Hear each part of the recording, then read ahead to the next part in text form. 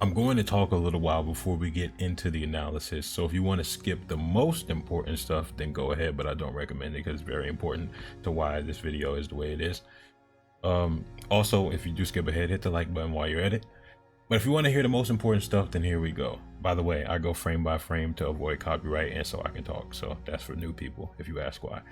Someone asked me a long time ago to cover Mike Perry versus Eddie Alvarez, and that fight is not one I would analyze traditionally because it doesn't have a lot of the complex adaptations that I look for, but it does have something else in science that proves science isn't just about IQ. As much as I love talking about the science of tactical elements in the chess match, there's also the science of the fight. Science is all encompassing, not just the fancy, flashy, or even the intelligent and crafty. Science is everything that goes into combat sports. I talk about striking. And sometimes it means the overwhelming ability of one fighter to flip the chessboard over and forcefully envelop their opponent in a chaotic brawl. As the chess pieces fall to the ground, some fighters shine because they are brutal and they are tough and they break people while removing their opponent from their natural habitat. And again, I want to emphasize, true skill doesn't just take one shape or form.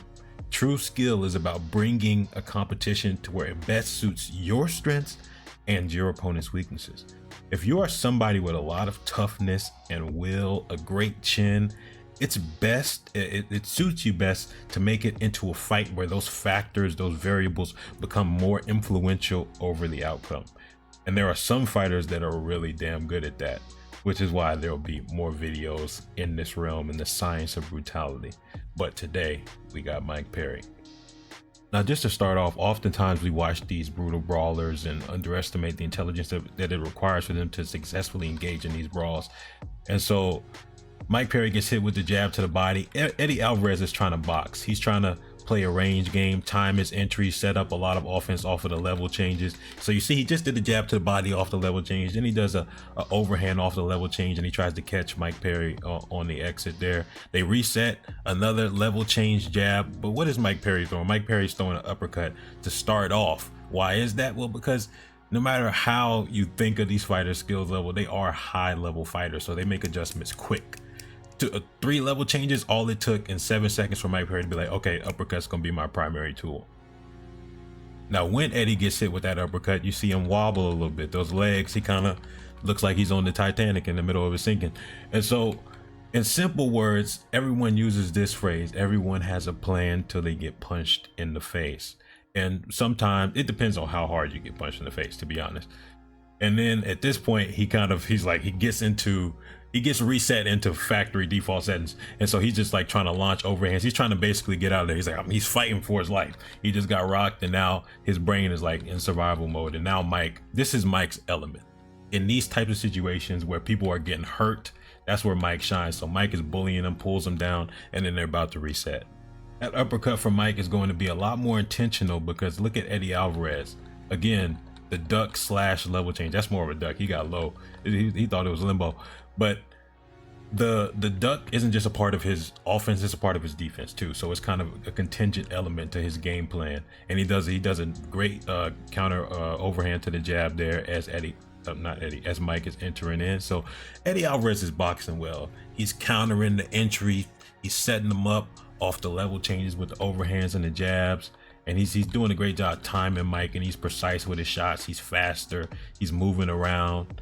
And then look at what Mike is doing right here. That's what I was saying earlier. The uppercut is becoming the read for Mike. That's the default now because we're going to talk more about Mike's game plan coming in, but you saw how he missed the jab, frame, line up the uppercut.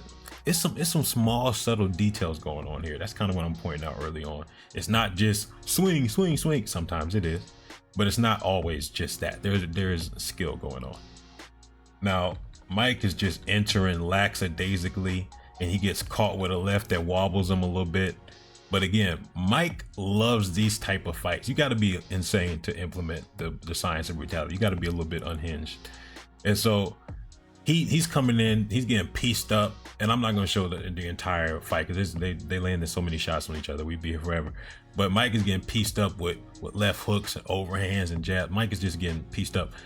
But But what I'm trying to point out is that Eddie is approaching this with some sort of organized game plan. Even if it is rudimentary, he's coming in with particular techniques and strategies.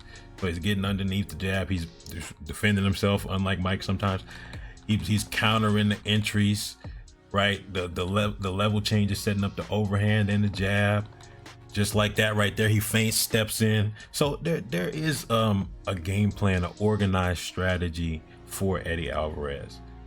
On the other hand, Mike's approach to this fight, which he said it was going to be his approach, he was going to be the big bully. He was going to walk Eddie down. He was going to break him and just be bigger, stronger, and tougher than him. So that's what Mike's approach was. And you can see Eddie's being the smaller, quicker, craftier fighter. We were talking about craftiness in the beginning. Right hand, and he shifts with it, moves out of the way, not being a stationary target, unlike his opponent. And let me be clear about another thing. As you watch this fight, you'll see Mike take a lot of shots. In BKFC, he absolutely does do that. And he's a little bit insane, as we acknowledged earlier. And I would say that that's a requirement to properly implement the science of brutality. If you watch a Tony Ferguson or a Jiri Prohaska or a Justin Gaethje or Isak Cruz in boxing a little bit, Jake LaMotta, the dude that fought Sugar Ray Robinson, you have to be tough. You have to be a little bit off your rocker to properly implement a strategy and game plan, a style of fight that requires a lot of damage, that requires a lot of pain. And generally, these types of approaches don't have a long shelf life. If you ever see my boxing breakdowns, I always talk about setting the tone. I think in order to properly implement the science of brutality, this is one of the most important things you can do. So Eddie Alvarez, what's his tone being set? Working behind the jab, moving his head. Like I said, Eddie's trying to box. You see Mike, he does not care. And he's walking him down. He's just trying to land a hard shot. So that's setting the tone with the science of brutality, hitting somebody hard, hitting them early, and rocking them. You see Eddie's legs go just a little bit again, and they start swinging. What is Eddie doing? Eddie just got immersed into Mike's world. Mike rocked him, survival instincts kick in, fight or flight. Now you're in the brawl. Now you're in Mike's world.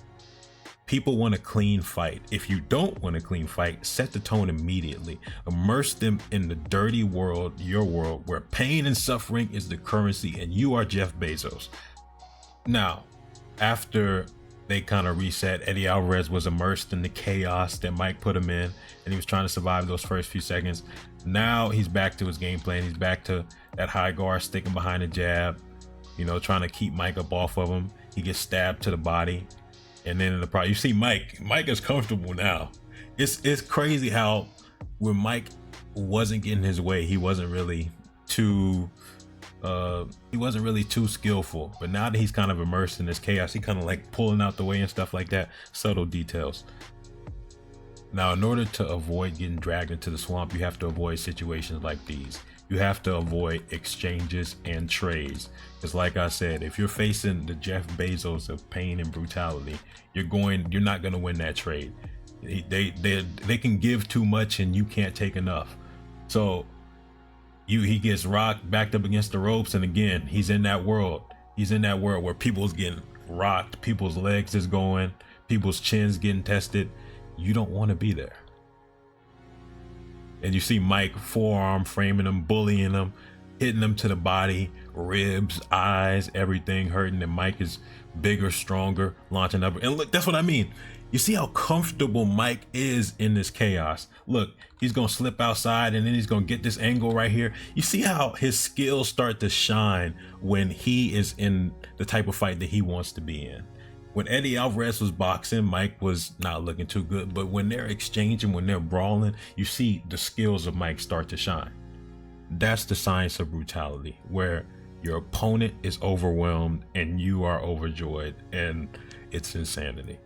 Now, this is an example of why your comments are so important. They give me inspiration to make videos. And to be clear, a lot of times the comments don't immediately result in videos. In fact, almost all the time. It's not like I see a comment, I'm like, oh, let me make a video about that today.